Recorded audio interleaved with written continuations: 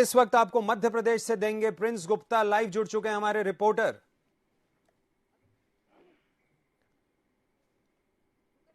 Prince Gupta ji, Bhopal Madhya Pradesh की राजधानी, बताएं, तमाम जानकारियां दें। राजनीतिक क्या गलियारों में चर्चा है, नवरात्रि को लेकर पूरी जानकारियां दें।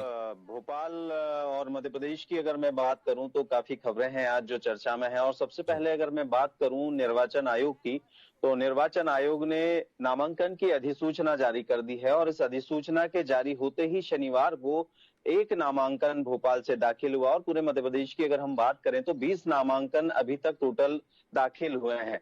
और बड़ी पार्टियों की हम बात करें नामांकन दाखिल करने को, तो अब ये सिलसिला जारी हो गया है। तो आज अष्टमी है, कल नवमी है, दुर्गा पूजन है और सभी लोग उसमें व्यस्त हैं। तो निश्चित ही आजकल के बाद हमें नामांकन दाखिल करने के कई नेताओं के हमें दृश्य ऐसे दिखाई देंगे जो जाकर नामांकन दाखिल करेंगे।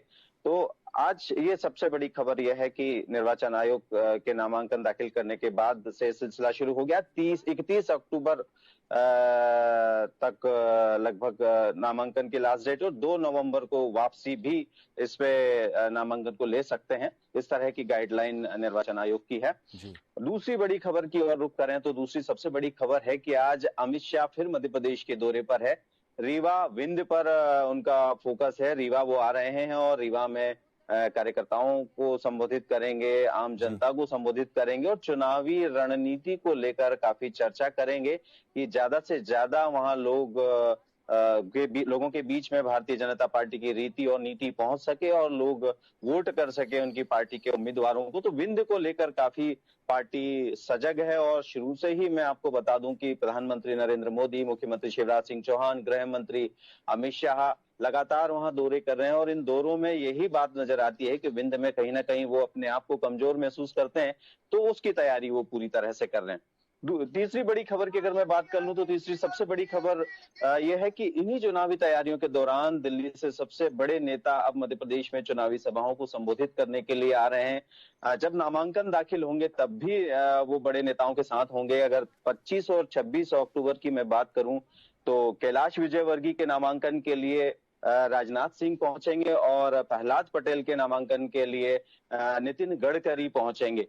तो इस तरह से बड़े नेता भी इन हमारे मध्य प्रदेश के बड़े नेताओं के नामांकन के दौरान हाजिर होंगे, पहुंचेंगे और कहीं ना कहीं उनके लिए जनसभाओं को संबोधित करेंगे, एक माहौल बनाएंगे। चौथी बड़ी खबर की ओर अगर मैं रुख करूं तो कमलनाथ और कांग्रेस भी कहीं पीछे नहीं है। इस ओर से कमलनाथ आज सिवनी के दौरे पर हैं। सिवनी वो जाएंगे और तमाम कार्यकर्ताओं से बातचीत करेंगे, वहां एक आम सभा भी करेंगे और वोटर्स को अपने पक्ष में वोट करने के लिए कहेंगे।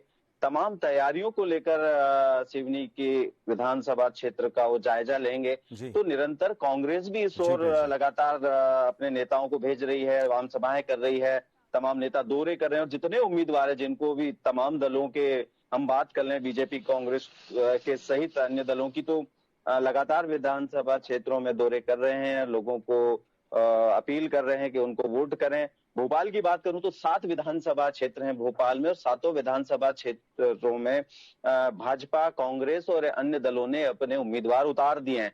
कल आखिरी सूची, आखिरी तो नहीं कहेंगे, कल एक और 5वीं सूची आई है भाजपा की, उसमें एक सीट बची थी उनकी भोपाल की जो दक्षिण पश्चिम में, उसमें भी भगवान दास सबनानी को उन्होंने कैंडिडेट बना दिया है। तो हम ये कहें कि भोपाल में अब 7 विधानसभा सीटों पर कैंडिडेट कांग्रेस और बीजेपी के साथ अन्य दलों के अब आ गए हैं। अन्य दल में भी मैं बात करूं, बसपा, सपा और आप पार्टी 230 सीटों पर लगातार फोकस कर रही है और अपने सारे उम्मीदवार वो उतारेगी। उसकी भी लिस्ट लगातार आ रही है, सपा बसपा की भी आ रही है। जहां जहां उनको उम्मीद है कि उनके पाले में सीटें जा सकती है, उनके वोटर्स अधिक है, उनको सपोर्ट करने वाले लोग अधिक है, तो वहां पर वो फोकस कर रहे हैं।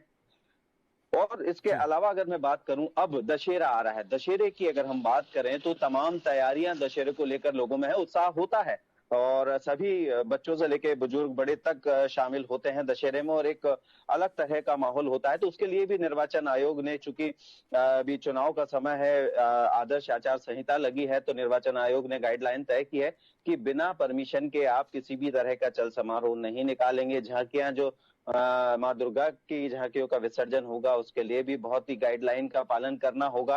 तो ये क्लियर निर्वाचन आयोग ने तमाम तैयारियों के लिए कर दिया है और दशहरे को लेकर भी काफी उत्साह है। आज अष्टमी है, कल नवमी है, तो सभी लोग अपने घरों में अपनी कुलदेवी की पूजन करते हैं, माता रानी की पूजन करते हैं और आज और कल अंतिम नवरात्रों के दिन है, तो निश्चित ही सभी भक्ति भाव में डूबे हुए हैं और अपने तरह से माता रानी की भक्ति भी कर रहे हैं। जी। तो प्रिंस गुप्ता जी, बहुत विस्तार से धन्यवाद, आपने अहम जानकारी